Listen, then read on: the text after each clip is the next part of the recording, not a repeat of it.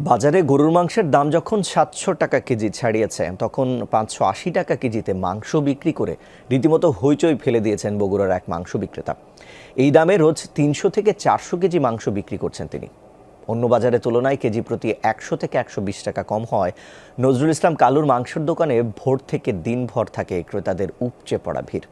ঘন্টার পর ঘন্টা অপেক্ষা করে কেউ পান কাঙ্ক্ষিত মাংস, কারো কারো আবার মেলে ২-৩ দিন খালি হাতে ফিরে যাবার পর। দুপুরের তপ্ত সূর্য তখন মাথার উপরে, সেই ত্বকভেদী উত্তাপ উপেক্ষা করে মাংস কিনতে এমন দীর্ঘ অপেক্ষা ক্রেতাদের হবেই না কেন।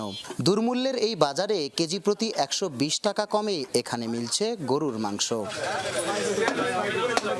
ভোরের আলো ফোটার পর থেকে দুপুর পর্যন্ত একটার পর একটা গরু জবাই আর তার মাংস কাটাকুটি বেচাকেনা চলে বগুড়ার গাবতলী উপজেলার কদমতলী মোড়ে কালু কসাই